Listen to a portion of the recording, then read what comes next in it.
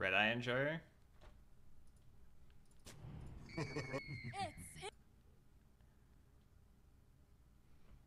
Uh, is that actually block?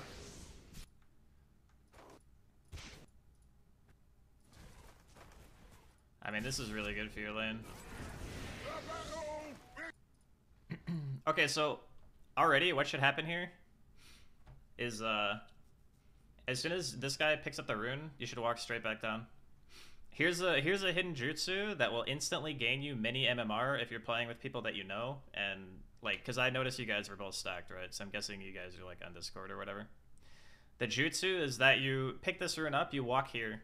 The first creep wave will not aggro you before it gets to this point. So you see where this like 2 patches of like foliage are in the lane? Hold on, let me go to free cam for a second. So if we play for a second, I'll give you vision of the creeps. So like this point right here, the very first creep wave will not aggro you until it reaches this point, which means this AM, he's at like 40% or whatever. This guy is at like whatever percent. If they walk away from the tower, you can just beat the fuck out of them.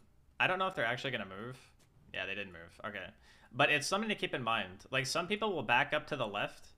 If they back up to the left, you can actually, as a support, a lot of the time, completely zone them off the first wave, and that will, like, completely destroy them. Like, here, they were standing next to the T1, so it's, like, kind of okay. But if you're going to be stacking, you want to always try to do that if you think that your level 1 is stronger, right? Like, your Jakiro Wind Ranger, your level 1 is definitely stronger than a fucking AM lane. Yeah, you just beat their ass. You, like... They're hugging T1, so they wouldn't have had anything bad happen to them for this game, but there are other games where that will work, and it will be very, very impactful for your lane. Let's see. Let's go back to PoE. I also think that you should pretty much always be sending out more sentries right now. If you don't send out more sentries, and the other support starts with 1 sentry, what's going to happen is the camp is going to be unblocked immediately, and you're just going to end up giving them pulls. So... we can talk a little bit about the lane matchup. The music is loud. No one complained until just now, but I can turn it down, I guess. So anyway. This lane, it's actually going to get harder the higher level you get. So, AM Lich doesn't become strong until the Lich has like all 3 spells. But in lanes with AM, you can actually go 1-1-1. And, like, armor, the AM blinks in, then you get slowed, then you get stunned, and it's just, like... it's very hard to deal with that. So what you want to try to do is you want to keep the AM low health all the time. Which means this is one of those lanes that I was talking about earlier where you basically never want to trade with the support, you just always want to be hitting the anti-mage. So you should just always be sitting on the right side in this lane. Like, it doesn't matter if, like, the Wind Ranger is getting hit by Frost Blast or whatever, as long as the AM is not freely able to contest waves, like... even if you accidentally, like, breathe fire the creeps, it's fine, right? Because the goal is that it doesn't matter if the Lich gets low, because the AM is going to be CSing, right? Like, you might think that this particular thing is good, but in a 1v1, like, your Wind Ranger is 1-0, the AM is 4-1, right? So, like, the way that you're pushing the lane is already kind of bad for the dynamic, because this AM is not going to use any regen, and if you start trading with him now, being lower level, it's going to end up being, like, a lot less impactful. So even if you think that zoning the support off the wave is good, in a lot of cases, it's actually better to play the opposite of where you're playing right now. Like, this is probably the most default support play you could ever have. The 4 player sits on the left because that's where the other support is sitting, and everyone thinks that you're just always supposed to mirror the support. This is actually an enormous misconception. This is not how you play a lot of lanes. The good thing that you'll see a lot of good 4 players do, like Rubik's, Jakiro's, Lich, whatever, is they'll be here. They'll be sniping range creeps, and they'll take pot shots at the core every time he comes out. So what standing over on the right-hand side allows you to do is that sometimes it pulls the support into a weird position where you can both hit him at the same time, but you're still also in range to hit the core, right? But where you're standing right now, if you start taking a trade with this Lich and the AM decides that he wants to just randomly walk over, you're going to end up getting ass-fucked, right? Because this guy can just blink on your face. This Lich is going to probably be getting close-ish to level 2 because you're almost level 2 and you've been more or less doing the same movement. But yeah, you basically just always want to hit the AM.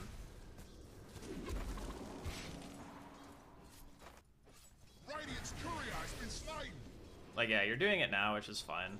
I want to go back to player review. Oh, this is actually just your camera. Okay. I thought it was bugged. All right. So they unblock the camp. You let them pull for free. This is bad. You should never let a free pull go off. I know you're low HP or whatever, but this is basically just because when you took that trade, you were getting hit by both heroes. So there's like a couple of big no-nos that happen in the lane that you want to try to avoid all the time. Just consider it like this. If you're getting hit by the core and the support simultaneously, and your core isn't actively hitting somebody, you're doing something wrong, right? Like, the example that we just saw is you cast Dual Breath, and you were getting hit by the AM and the Lich. So getting hit by both heroes means that you end up trading a lot less efficiently, and if your core isn't in position to hit back, you're just giving that health away, and then you saw the result, right? Like, they got a pull off, you had to salve, you had to use a clarity, you come back. They've reestablished lane control because they've gotten to pull the wave back to the tower, and now you're just out of resources again, right? Like, I think you probably overuse your level 1 Dual Breath here. Like, it's tempting to use it a lot, but just getting a few more creeps, getting it to level 2, and having 2 level 2 Dual Breaths, like, the value that we get out of this spell is, like, it effectively doubles in damage for 10 more mana, right? So it's double the damage for 10 more mana. You could have just waited, like, 1 extra wave, save 2 Q presses, and then once you're at level 3, you start pressing this spell, it's a lot more impactful. And now you have 200 gold, you're completely Like, your best play here is literally just to die. Like, the first blood's already been given out, you should literally just commit suicide to, like, creeps or some shit. Like, the way the lane is going right now... Oh, you actually had regen. Okay. Like, the double mango thing is fine or whatever, but your core is gonna die. Alright. You kind of backed off a bit far here. Alright, he's going for the rune. Wait, why'd you run away? Wait, where are you going? Oh no, what is this? Oh no, no, no, no, no, this is so bad. Don't do this. Oh no. Oh god. Okay, don't ever do this.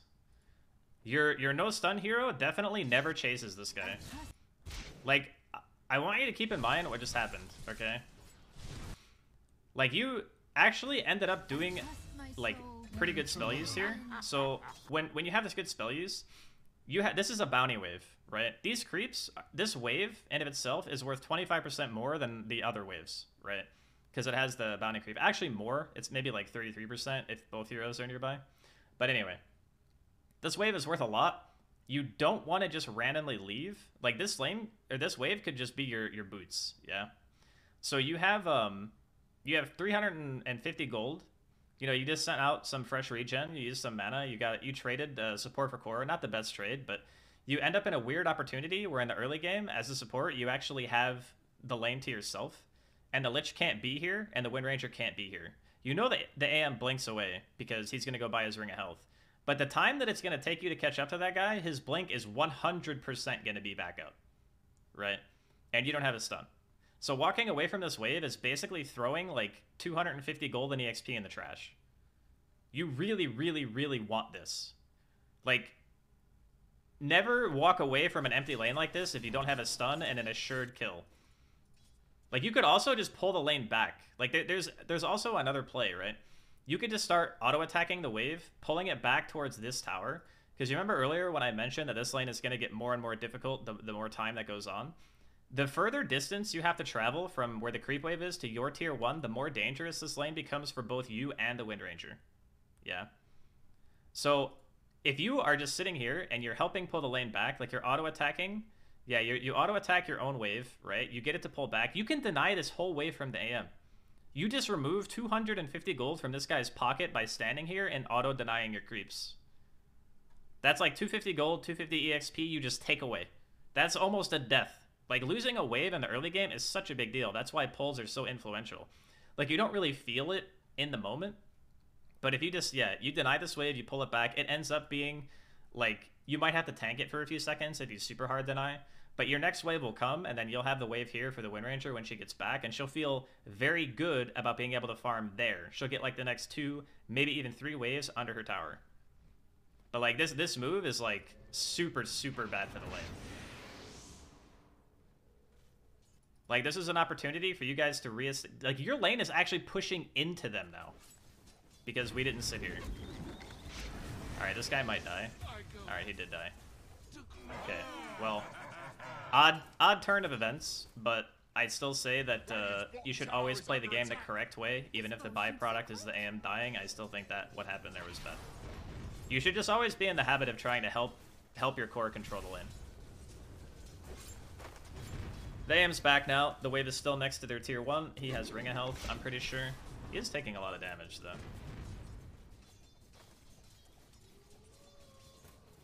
This is like a... So, you're level 4, the Lich is level 2, the AM is level 4. You guys actually have a very, very big EXP advantage in this lane. So I like that you're actively playing the lane and not trying to pull. I think that's good. I think if you try to pull right now, your Wind Ranger will just feed. So... Let's see, does he have boots? He does have boots, yeah. I think it's really hard to leave the 4-player in this lane against these heroes in particular, so I like the fact that you're not pulling and you're playing next to them. I don't know if you thought about that, but there are plenty of lanes where you're going to be playing, and if you leave the core at all to go to a rune, to go to a bounty, or a power rune, or to pull, there is a super high chance that they'll die because of the mobility that the core has, or the mobility that the support has to be able to catch them. So like some examples of this are like, you know, Monkey King, AM with like another CC like Lich, like this particular lane. Riki can with some heroes. Slark, like the heroes that are very good at getting from place to place and punishing when you go for these types of moves. So as long as you know, yeah, Primal 2 is a good example. So as long as you know that these heroes can cover a lot of ground very quickly, making the active choice to play next to the core, especially when you guys already have a level advantage, is really good. It will make the support and the core and the enemy team feel like they don't have any openings, because they won't, right? Like every time these two heroes have walked up so far, you basically just beat their ass. So that's great.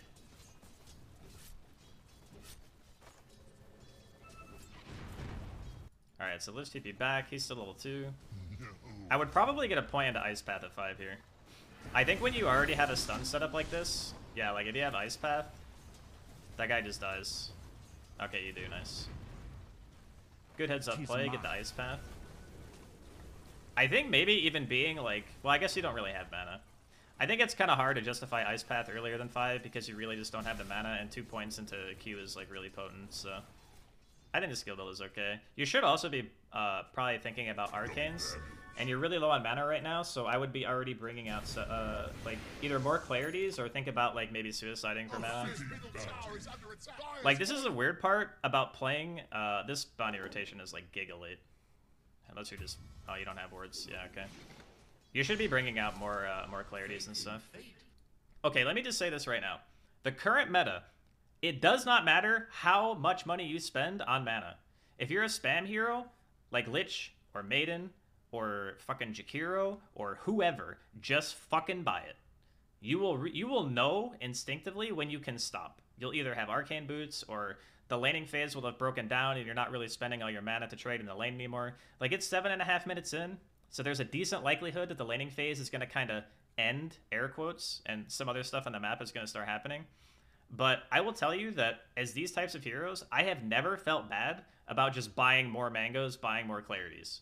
It always pays dividends as long as your spell use is okay. You're either pushing the wave, or you're harassing, you're stopping the one from getting gold. Like, you're investing your money to make sure that the other people aren't getting money. Does that make sense? Like, that is what a spam support should always do. This is always always something that you want to be keeping in mind. Like, every time you look at your mana, like, just make a habit of looking at your mana bar in your inventory and just being like, I have no mana, I have no mana, I have no mana, right? Or even if you have some mana and you don't have regen, just bring more.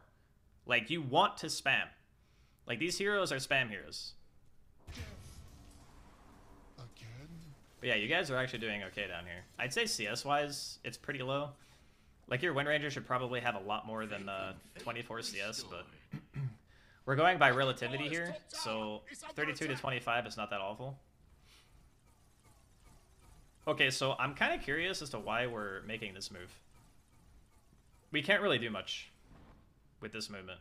I guess we're looking for a ward or something? Okay, found the AM. So I guess he just... I gotta watch that from his POV. I don't know what the fuck just... I don't know what I just watched. Hold on. Did you actually hear him farming here? I guess you did. Let's go back.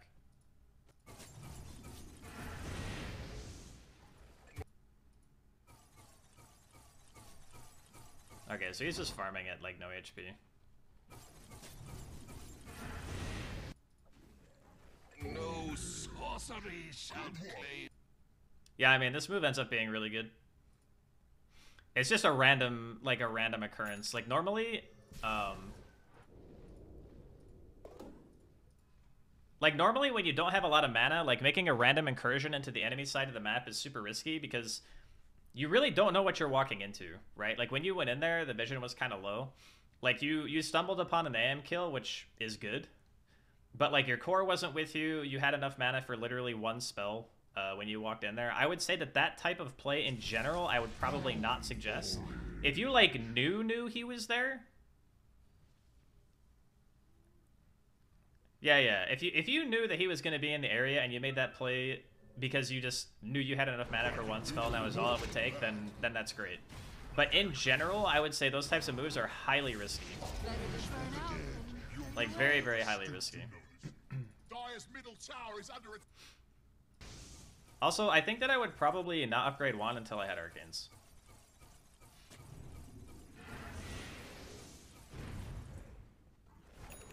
And I would probably think about, like, just helping, okay, so, like, your Jakiro, it's really good to help pressure the lane, right?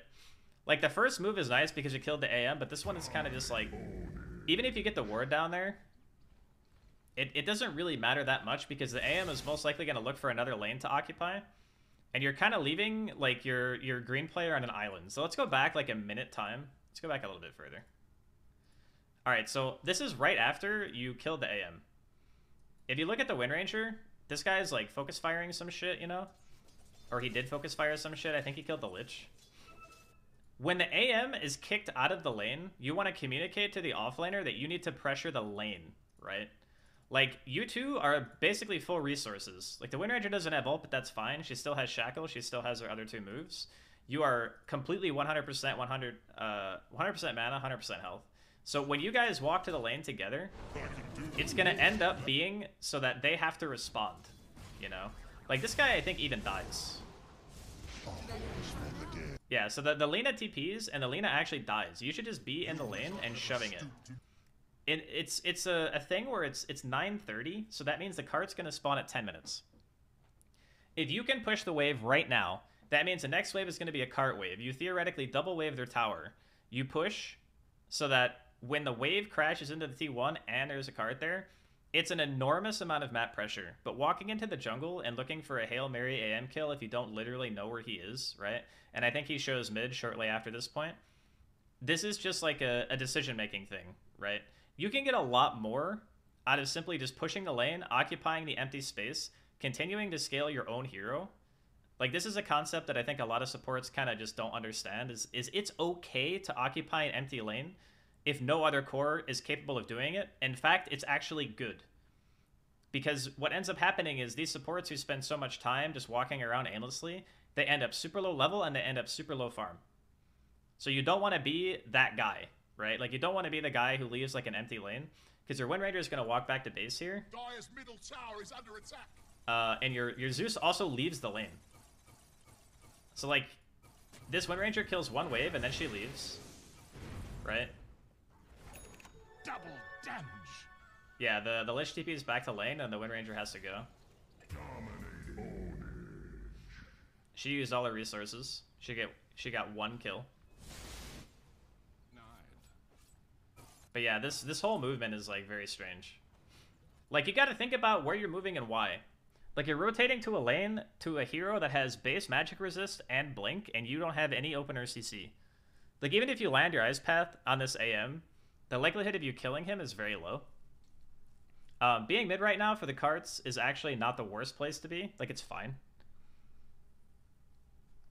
But I think that you should always be trying to occupy the lane after the laning phase breaks down when you're a hero that can pressure the T1 as a support. It's like Shadow Shamans, Jakiros, those types of heroes. Like, I like that you killed the cart, that's good. It just means that this tower can't get pressured anymore. But you also have to think of it like this. Somebody else on your team as a core should be able to do what you just did, right? So if we think about this is specifically for stack gamers, right? Like, you guys are stack gamers. A core needs to address mid lane, not you. If you have to do it, there's a problem. It either has to be like the Wind or the Zeus or the Jug. One of those guys addresses that lane. Because most of the time, the natural flow of the game is that by 11 minutes, your safe laner is probably going to be forced out anyway. That's exactly why the AM was mid, because he was technically forced out of his lane. But now there are two people occupying bottom, right? And you made your way to mid. You used your mana to spam like one wave and like cast some spells in the AM, but that guy's just going to regen it all back, you know? So I think that you still probably wouldn't want to be mid in this situation. Dire's bottom tower is under attack. Like, just sprinting at the AM is very seldom a good way to actually, like, pressure the hero. Dire's bottom tower is under attack. Radiant's top tower is under attack. Boy, Dire's bottom tower is taking a beating. Did you guys see the obs there or no? I don't actually know if you saw it. Mother Wind, sustain me. But I think that this state of the game is actually not that bad, even though you guys seem to have, like, a really big kill lead. And the reason that is, like, you guys actually lost your tier 1 before you took the AM's tier 1 as a Jakiro lineup. That's pretty bad.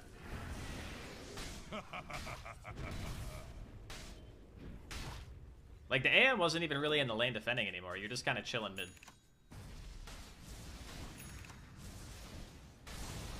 Trying to figure out what I should be doing? Yeah. So, here's some, like, general support advice. Obviously, occupying empty lanes, especially as heroes that have spam, to just counter pressure, right? You're never trying to lock the lane past, like, let's say 8 minutes, right? Past, like, 8 minutes, 9 minutes, when the next cart's going to be spawning at 10, you kind of always want to be pushing, because that means the cart wave is going to pressure the tower, and that forces a response out of the enemy. You're always trying to make them do something to respond to what you're doing. This is true for basically every single role. It's, like, universal. That's how Dota's played. So if you're spamming waves and no one's there to respond, you create pressure, right? And that pressure keeps increasing. And every 5 minutes, because there's a cart, that pressure is even higher because it means the tower is going to take significantly more damage. And you have liquid fire too. The other thing is that some people can just waste their TPs. Like, they over TP or they TP heroes that don't do anything to the tower first and the other person just walks away. This shit happens constantly. Like, people are going to TP because they go, ooh, whack-a-mole. You know, there's a creep wave here. They don't think about their TP, they just fucking do it.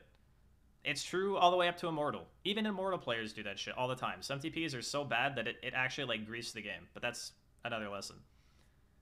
In this case, your hero has the benefit of being able to kill an entire creep wave for a very, very low mana cost.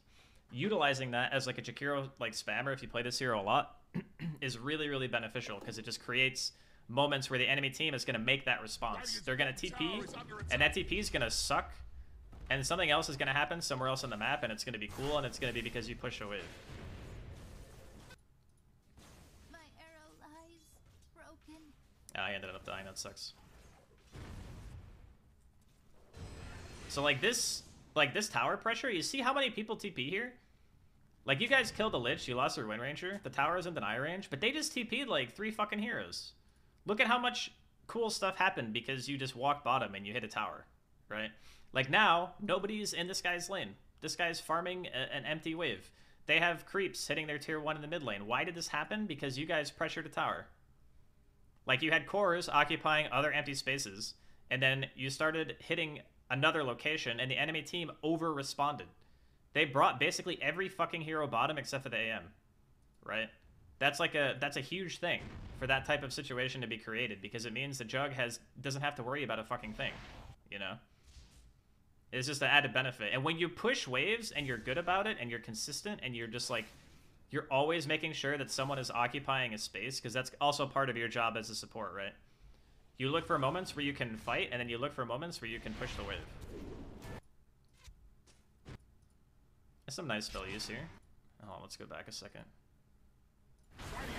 I don't know why the sound is so messed up in game, by the way. Yeah, the Lina literally just bathed in that and just died. Okay. The chain for us pain. Honestly though, 2 for 2. 2 supports for a Midna support. I'd still say that fight is probably fine. I think now, at this point, like, you still, most of the time, want to be looking bottom. And I'm going to say this because I think it bears repeating for, like, any level. Killing the mid tower is the best tower to kill. However, it is also, in a lot of games, the hardest tower to kill. Sitting mid and walking back and forth is probably one of the largest afflictions that any region of Dota is ever going to have. Just sit in a side lane. Like, sitting mid is the easiest lane to get to for both teams, which means that it's the highest likelihood of 1 million people being there. And when you're playing against lineups that have like Chain Frost and Ravage and ABBA, like this 5v5 kind of like big ulti sort of teamfight style, unless you are very good and want to play super fast, which your lineup is definitely capable of doing, you have to be confident, you know? You have to be confident, you have to like take a fight, respawn, take another fight, because you have to play between that cooldown. If you don't feel comfortable doing that, play a side lane. Playing a side lane and creating pressure in those areas is going to hurt lineups like this if you aren't like communicating well enough to be able to make quick consecutive plays, because that's how a lot of lineups lose, right? You go and you walk and you fight into Ravage and you fight into Chain Frost and you lose that fight. And then you lose your confidence because you're waiting for an opportunity where you think like you could fight him again, but that opportunity comes too late, and guess what? Their ults are back up. And then you do the same shit. So if you're not good at playing quick, just being in an empty spot and pushing waves is going to be equally effective against this type of lineup. Because they will feel at points where they are going to have to use their ult for like skirmishing instead of actual 5v5. And then that thing might not be available for when they actually need it, you know? But yeah, like what you're doing right now is actually what I would be trying to do all fucking game. Just all game long. Their supports don't really scare you. So you're kind of just like right here, you're vibing, you know? Like, fuck it, dude, go another wave. Who cares if the tide goes on you? You're a 4 position, you know? Like, this right here, this is the juice. Nobody's fucking here. You got 3 people hitting top. You guys are in, like, the most optimal map position you've been in the entire game. You got one guy taking care of mid. Granted, he's pretty low on mana, so someone's probably gonna have to take over.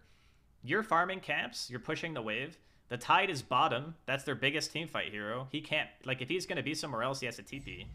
Like, you have prime real estate. Don't leave. Don't walk away. Don't leave this area. It's so good to be here. The Lina actually TP'd top too, I think. Like, what I would be doing is I would be killing this camp, walking right here, and start hitting this T2. Literally just hit the fucking tower. Like, leaving right now is the worst thing you can do. Oh god, my soul. Okay, well. So, like, this TP, like, the reason why you don't do this, okay, let's talk a little bit about the movement first. Being here is great. We've already talked about why it's great. Now, let's talk about why it's bad to leave. First, let's look at the positioning of the map. These guys are 1,000,000 miles away from your own tower. They killed the offlane T1 already. So this objective is gone. Which means even if you TP here, not easy, it's going to take you forever to get to the fight first. Second, there's nothing to take here, right? And then third, you can actually hit this tower. You know that 1 or 2 heroes already TP'd to the top. And then you get free pressure, right? There's a double wave. There's fucking 3 range creeps here, fucking 9 melee creeps. Like, you walk down here, you liquid fire this tower. It doesn't even matter at that point what happens up here, because they can walk to this tower, sure, but this tower is way harder to take, and any damage on it is so meaningful because the quicker a T2 dies, the quicker this thing opens up. And when this thing is open, that means that if this tower is still standing, it's free. Because you now control, like, this whole space as soon as this tower dies, right? So you're giving up, basically, like, every possible advantage that you could ever want as a support to TP to a lane where your mid player is going to have TP, right? So what can we do to make sure that we don't make this mistake again? Looking at the map, the first thing you should do is check your core TPs, right? Your Jug has a TP. He could TP mid. Your Zeus has a TP and he's walking back to base to get mana. He could TP mid. Just by looking at this wave, the other wave is always going to mirror it, which means the wave is here.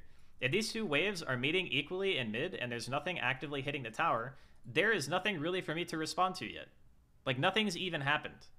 This isn't like a situation where you're preemptively preparing for a fight. This is a situation where you're addressing something that does not need to be addressed. This is a non-issue. Nothing's going to happen to this tower. Everyone is top. No one is going to be here. Maybe one hero, right? And even if it's one hero, this guy can TP, this guy can TP, this guy can't TP. He's fucking dead. But yeah, very, very many reasons not to leave this part of the map. Radiant's top tower has fallen.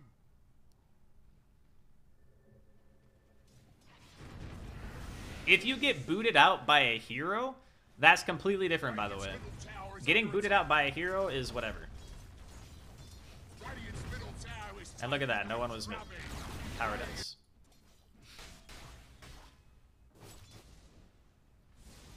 Honestly, getting the tower is still pretty good, but that probably would have happened anyway, just based on how the map movement was.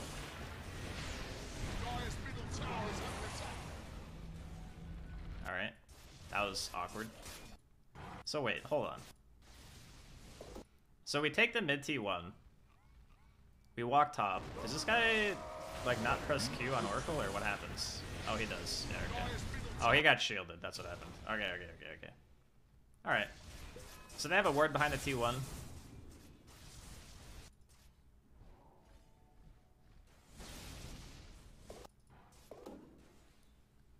I mean, honestly, it's kind of just hard for you guys to catch people. If it were me, I would probably buy a Eul's this game. Nice little Omni. Nice little Double. Does your Jug have Healing Word? Oh, it's only level 1. Yeah, this should definitely be higher level. I think you always get 2 Healing Word at least.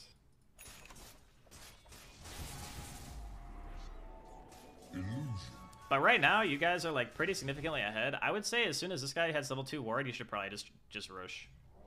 Like so this is kind of hard to recognize in the moment because you are playing against mass teamfight. But you guys are actually so fucking powerful. Like, the enemy team, they don't really have a whole lot to fight with yet. Like, just a dagger on Tide. Like, this is not really a teamfight item, it's a catch item. So if you're walking into the pit and you're already set up and you have Oracle and you have Healing Ward, it's going to be virtually impossible for anybody on this team to burst you, so long as you walk to the pit with, like, wards down, which you guys already have, so that's good. I think early rushing as your team is pretty good. It just gives you a bigger opportunity to hold the map for a longer point in time as well. It can feel a bit awkward, but it's one of those things where you have to be able to make the distinction of how much damage that they do. Like, look at how tanky you are. They can't even fucking kill your hero. Like, they just committed a bunch of spells to kill a Jakiro, and they just can't do it. Like, you guys are fucking owning. You should just rush. Like, right now. This guy has Healing Ward. His Omni's up in 30 seconds. You killed 2 heroes. The mid player is dead for 30. The support players in this exact second need to be making the screech to go kill Roshan. You just yell into the mic, Rosh, Rosh, Rosh, Rosh, Rosh, Rosh, Rosh, right there. You just fucking screech it into the mic like a monkey. Radiant's bottom tower is under attack. You guys had Focus Fire too. You definitely could have killed it. So that's a really big missed opportunity. Whenever you get a big core kill and you have like everyone right next to the pit, just take Rosh. Like, some heroes won't be able to do it. Like, if you didn't have a Jug and a Wind Ranger, I'd say that it would probably be too slow. But these heroes are very good at taking Rosh. You guys could rush now too. I would actually say that rushing now would still be fine. Like, you're just looking for any opportunity to like take a big objective, right? So another little thing about this patch, and CMG actually talked a little bit about it earlier in chat, it's really hard to push T2s. Like, you gotta have a giga advantage, and you gotta have good tower hitters to kill a T2. At this stage in the game, even 22 minutes, it's still fucking hard to kill them. T2s are fucking terrifying right now. So if you're ever in this situation where all the T1s are dead, and the T2s are the only ones available, you get a couple of kills, take stock in how much shit you guys have left. Like, how many ults do I have? Do they have the ability to fight us? Did they just use a big ult? You know? You ask yourself, like, these couple of questions, and it will help you decide if rushing is reasonable or not reasonable, right? But as support, it's your job. It's your job. You have to be like, Rosh fucking now. And just spam ping the fuck out of it and hope they go. I mean, you guys are stat gamers, so they'll go, obviously. But sitting here is like the worst thing you can do. Like sitting here right now is giga awful. At least sitting where this guy is right now. I don't know if you guys know that the Tide has Blink, but the Tide has Blink. So what could happen is this guy could just eat shit right now. Right? And what happens when this guy eats shit, even if they expend Ravage, they're killing a core, they reestablish map control. You know, you guys just used Omni again, right? You will have False Promise, but you don't have Jug Ulti, which means a lot of your damage is gone. But putting distance between yourself, like right now, while everyone is respawning, this is also an incredibly common mistake. Like, you win a fight pretty well, you know, you guys are 9k ahead. You win a fight, you overstay, and then you immediately feed core kills back to the enemy team. The problem with this is that since comeback mechanics are pretty strong in this patch in terms of, like, street gold and stuff, if, like, a random hero dies and gives away, like, 1,000,000 gold to another core, that can still change the dynamic of the game. So you gotta be careful. Like, I would not feel confident about hitting this. Like, if the Tide just reacted quicker there and just blank Ravage, that Wind Ranger would probably just be dead. But that guy is a non-responder, so. Alright, so we got a DD. Don't have any words. What's the next item? Yeah, I think, honestly, it's like Eul's, Force Staff, stuff like that. I really like Eul's this game, actually. Alright, so our Wind Ranger is completely unhinged. I don't know what the hell that was. Alright, we died too. So, like, the thought process behind this fight in general is just super, super crazy to me. Like, look at our core positions. Zeus is literally showing on a wave bottom. And then Jug is jungling. Why are we making this move? This isn't even a you thing, by the way. This is just an everybody thing. This is like, if you're a support and you look at the minimap and you see your two cores literally as far apart as they can possibly be, and then you got a guy with no BKB diving a tier 2 in front of 5 fucking heroes, you gotta yell at that guy to leave. You gotta be like, no, stop, stop, stop, stop, stop. This is fucking maniac behavior. You gotta get the shot collar out and you gotta fucking zap his ass. This is a completely unhinged move.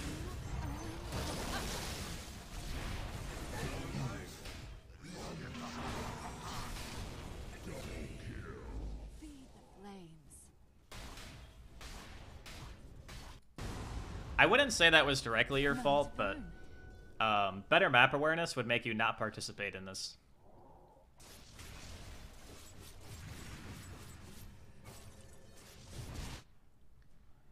Yeah, so this is another point in the game where you could actually rush. And I know this one is a bit harder to notice, but so Ravage is a 150-second cooldown. That's 2.5 minutes for all you NA math fans. A big team fight ulti is used. There is virtually no way you guys could lose a fight right now. There's just none, you know? No Ravage means GG, you know? So when you have these moments, again, it's your job to make the call. Getting Roche is a really big part of winning pub games because it means the next team fight that the enemy team chooses to take, if they do, means that you probably win, you know? You probably win that engagement. And then that's 2 engagements in a row that you're basically guaranteeing, like, okay, so we lost a core, we lost a support, they used Ravage, whatever, right? You're fine with that trade, only if you're actually doing something of value during the cooldown time. But what actually happens during the Tide Ravage cooldown? Nothing.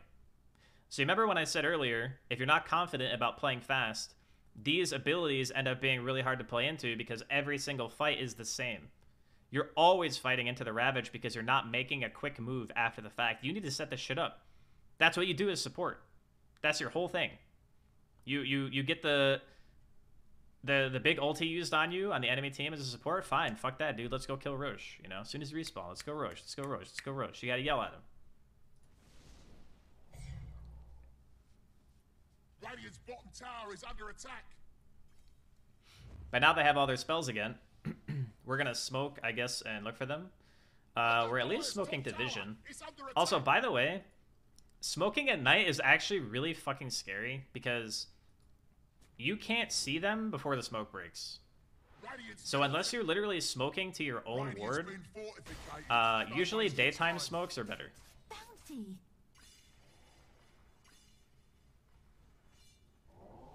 Oh, you knew they smoked. Okay, then that's fine. Nice. Your Jug got a really nice couple of spells there. Your Jug's owning. He's still owning. He's got Healing Word. Okay, guys, where's the Rosh? They use Ravage. The Tide's dead. Let's Rosh. Are we gonna go Rosh? Nope, we're gonna hit the T2. I would say hitting the tower is almost always wrong. Like, virtually, it's always wrong. But if you get both anyway, I guess it's fine. Like, I feel a lot better about you rushing and then going to the T2 rather than doing it the opposite way. In this particular case, it may not matter because they don't have spells anyway. And you do theoretically have time to do both. But if you ever only have time to do one, kill Rosh first. Do not hit the tower. Hitting the tower is the giga dumbass move. Just FYI.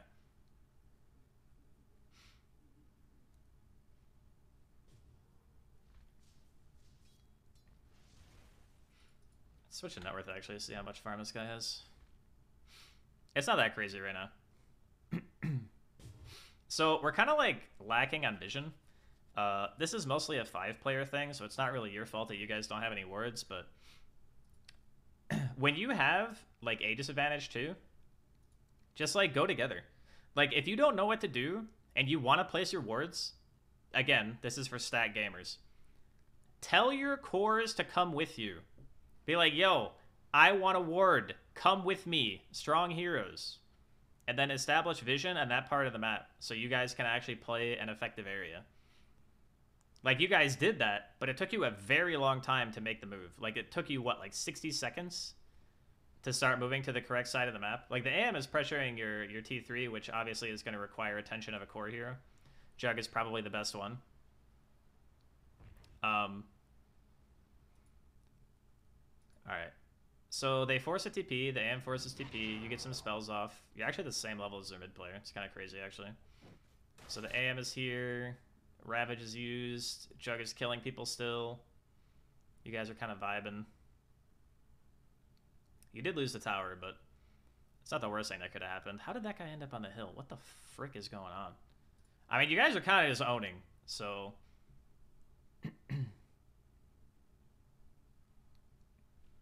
I mean, they even committed Ravage for that, so I don't... Is this guy just dead? No, he's not dead. Yeah, he's gonna get Abba shielded and stuff. Okay. So we do have Healing Word, so that should be enough to bring us back to full HP. Oh, Wind Ranger died. Oh, they go for a Regoose here? Hold on a second, I gotta rewind. I gotta rewatch this. Okay, so... they're respawning on 2 heroes. The AM gets caught. Abba saves him. Okay, yeah, we have to back. We have to back and go for a full reset. Your Wind Ranger was overplaying. Alright. So, like... bunch of questionable spell usage by the Dire Boys.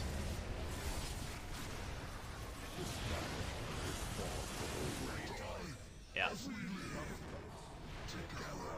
So, in this situation, it's kind of just on the fact that you guys didn't get back fast enough, right? You didn't respect them respawning. You guys are probably feeling pretty confident based on the fact that you had won, like, the last, what, like 5 engagements in a row? But when people are respawning, you do want to respect the hill, you know? Hills always demand respect in this game, especially the T3 hill. T3 hill is like one of the scariest points on the map to ever contest. So no matter how good you're doing, you have to tip the fedora to the T3, right? You have to respect it. So when heroes are respawning, especially cores, just chill. Like, just chill for like 5-10 seconds, you know? I mean, again... if you're a support player, really the only thing that you can do is communicate to your team, yo, just relax, you know? They're respawning. Wait for an opportunity. This fight was actually a literal disaster for you guys. Like, unmitigated disaster. Really the only thing that you have to do is just back a little bit earlier.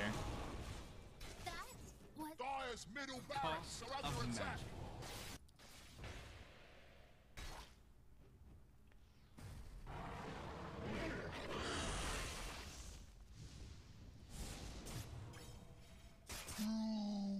temperature.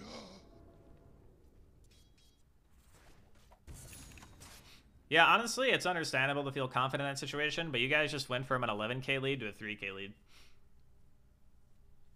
And your Wind Ranger died twice in a row. But yeah, you always have to respect the hill. I think not knowing your limitations is something that's actually pretty hard to teach, like from a coaching POV, because a lot of it is just instinct, right? You get it over the amount of time that you played, and like understanding like how strong your hero actually is in the moment versus what they have, especially fighting into like an uphill situation. Like let's go back and see if there's anything else that we could use as like a judge. Okay, this was after we killed them. All right, we're going down mid now. So is there anything here that would make us not want to hit the T3? So we don't have Oracle ulti. That's a big one. We don't have macro. We don't have Zeus ult. Our Zeus is actually Okay, so here's another way to look at this. Yeah, you're 4v5. This is another way to look at this situation. Instead of just being like, oh yeah, we're owning, your Zeus is not only out of mana, but he's showing top. So if we were to look at this from a logical POV, instead of just saying, okay, yeah, going up the hill's kind of hard. That is true. But it's even harder when you don't have your whole team. Pink's not even here. He can't help. He's got no juice. Like, this guy being here, making this move, while you guys are making this move, is the only reason this AM even goes in. So if we're going to try to learn something like real takeaway, be aware of who's showing where. This is, by the way, everyone's fault, not just yours. This is literally everybody's fault. If you're showing a core on one side of the map, and the other 4 heroes are hitting a T3 together, and all 5 of the enemy team are going to be up in the next 20 seconds, this push can't happen, or this guy can't be showing here. One of these two things needs to be true. If they are both not true, then what happens is you go from a 12k lead to a 3k lead.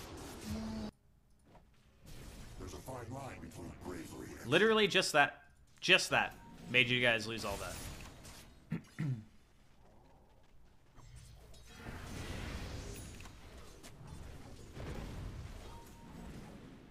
But yeah, you need to be very, very aware of who is showing, especially when you're pushing up the hill. You push up the hill, you need all your boys to be there, or do you need them to not be certain that someone isn't there? Because you're removing all doubt, right? Instead of going, oh, we don't know where the Zeus is, it's 5v5, we're kind of scared. The way they play that fight is probably a lot different. You know, maybe the AM doesn't blink in. Maybe you have an opportunity to get more damage on the tower. You know, maybe you don't lose anybody because Zeus isn't showing, right? Or you just wait for the Zeus to get resources and make the push when he's actually able to be there.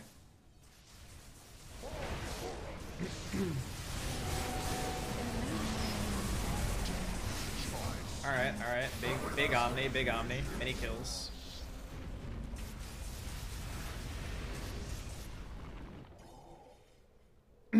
I mean, the 5v5 fights seem to be going pretty well whenever you guys have all your ults, so that's good. Radiant structures, they're fortified. Zeus not here again? Yeah, same shit. Like, is this guy in your stack, by the way? Radiant's top tower. Like, this is the second time your Zeus is just and you guys are pushing mid. I mean, he actually does come this time, but he's actually This guy a BKB? Okay. Why doesn't this guy have a BKB? Guys. There's only 2 items you ever buy on this hero. One of them is a BKB. Our Wind Ranger is still unhinged. Bro, somebody needs to smack this guy. This inventory is the biggest troll I've ever seen. Whoever that is, just right across the fucking cheek. Sorry, that was probably loud.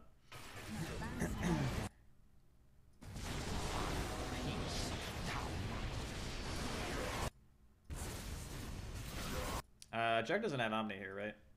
1 for 1.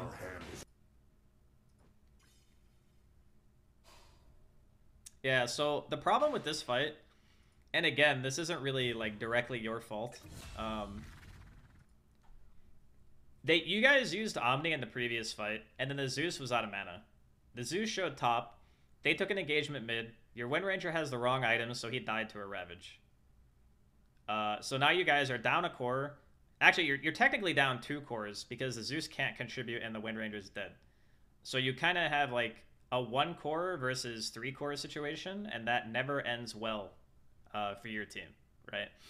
So this, again, is not really on you. If you wanted to take any responsibility, it would just be communicating the fact that, yo, our Zeus is top, our Zeus has no mana, we need to get back, right? Or, hey, we don't have Omni, our Zeus also has no mana, our BKB-less Wind Ranger is a fucking maniac, let's leave, you know? Like, wait for the next item timing, you know, wait for the BKB, wait for our spells to be back up, wait for Zeus to have mana, and then let's go, you know? Like, taking stock of what you guys have is one of the biggest decision-making influencers in Dota and why things can go good or bad. If you just said, hey, we don't have Omni, Zeus is let's chill, and people listened, these situations don't happen.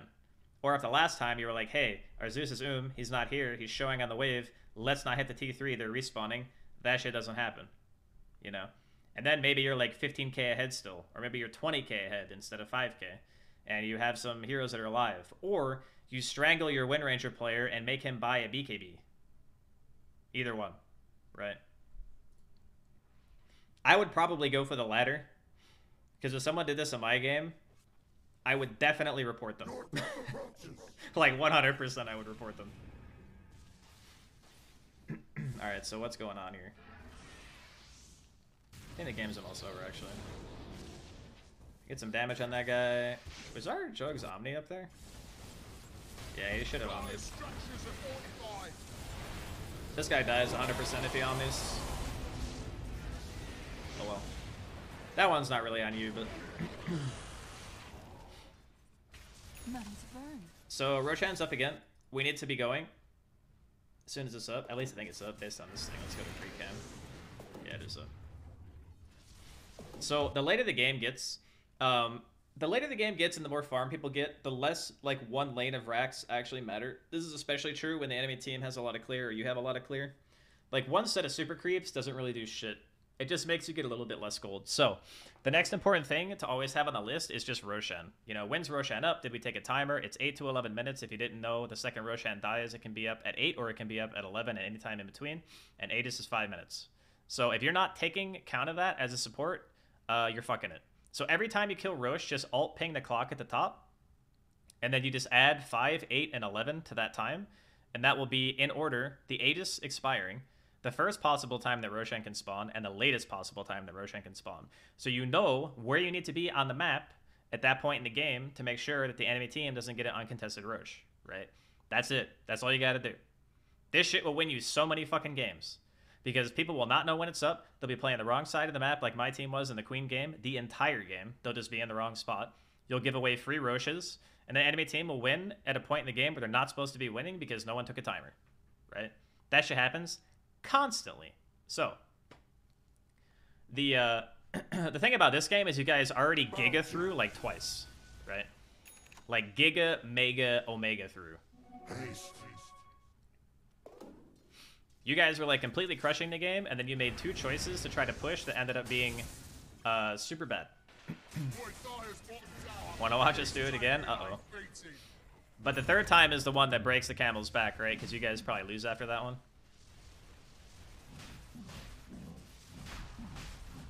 If I had to guess. Yeah, you lose after that? Okay. Alright, well, it's a lot of farming right now. We should be setting up for Rosh. Let's look at items really quick. Oh yeah, this guy's got Earth. He does not have mana for this. What the fuck? He's got 800 mana, and dude, this guy is a Giga Chad.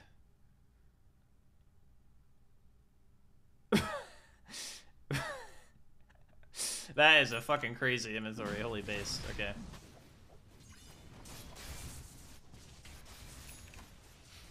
Alright, so we know Rosh is up.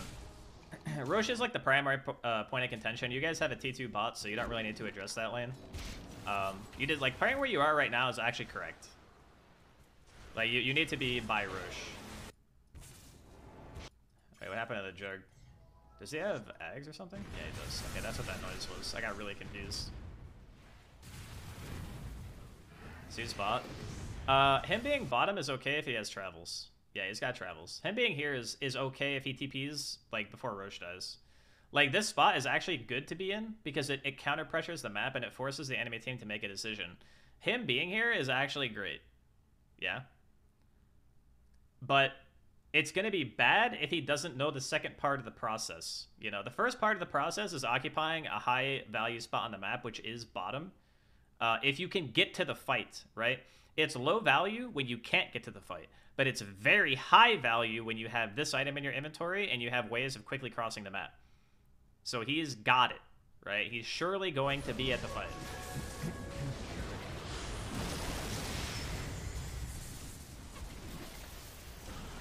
Alright, we're killing some heroes. We're killing some heroes. This looks okay. The Zeus actually came to the fight. That's good. I think we omnied someone that wasn't the AM, so everyone's gonna die, right?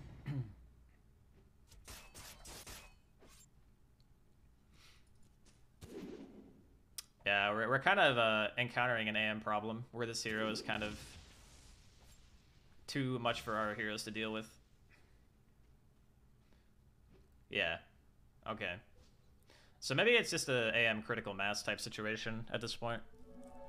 43 minutes in. The only person that this Jug can ever Omni now is AM.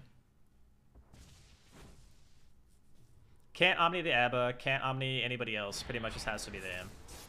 Again, but that's a distinction that he has to make. It's not really on you. Let's see what happens here. Yeah, the AM is just killing people in the back. Okay. I'm guessing you guys just lose here. Yeah. So the last fight wasn't really like... At this stage in the game, the main stuff that you're trying to do is provide vision for the fights, which you guys did. And you're trying to just use your spells in the best way that you can, which you also kind of did. So I would say once it gets to this point that it's already kind of biffed. Because like late game Jakiro against AM Abba is just going to feel awful, right? You're going to cast your spells. Abba's going to use a Photic Shield. They're going to take all your debuffs off, which Jakiro is literally nothing but a debuff hero. So it's going to feel bad. And then the AM is going to take no damage from any of your spells, and that's going to feel bad. And you're going to look at your Windranger's inventory, and you're going to cry because it's 44 minutes in, he doesn't have a BKB. But yeah, honestly, like, all things considered, I don't think he played, like, super bad. There were just a few points where maybe you gave up a point in a map that you shouldn't have given up, and there was probably not enough communicating as to, like, what you guys were actually capable of doing at that point in the game. It's like, yell at your team to do Roche when the Roche opportunity arises. Make sure that you guys have what you need in order to go up the hill. And make sure that you're looking at the map when you're walking up the hill, right? Because what else do you have to do as the 4 and the 5? You're just sitting there behind your cores watching them hit a tower. So what can you do? You can look at the minimap and you can be like, oh god, Zeus is showing top. He doesn't have mana. Fucking run, dude. You know? Cue the Iron Maiden. Run for the hills. But that's like the stuff that wins you the game from the support POV. The whole thing about support, if you really want to win, is communicating. Being like, yo, let's smoke.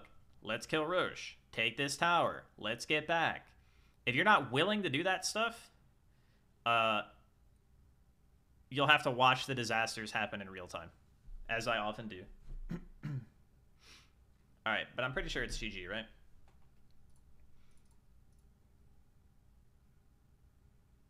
We get one more fight here. Yeah, I think this AM is just unkillable, actually. Lich armor plus a million items. So confident we were going to win at the 20-minute mark. Yeah. Yeah. I've been there. I hope you learned some stuff, though. Hope it was helpful. How many gift subs? 10, I think. It's going to cost you way more than it would normally.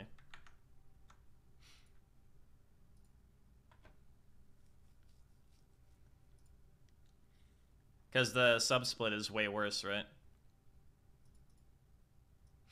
You can just wait. Your Windranger needs Jesus. Yeah. But it do be that way sometimes. Also, all my ice melted in my glass. I got to get more ice for my drink.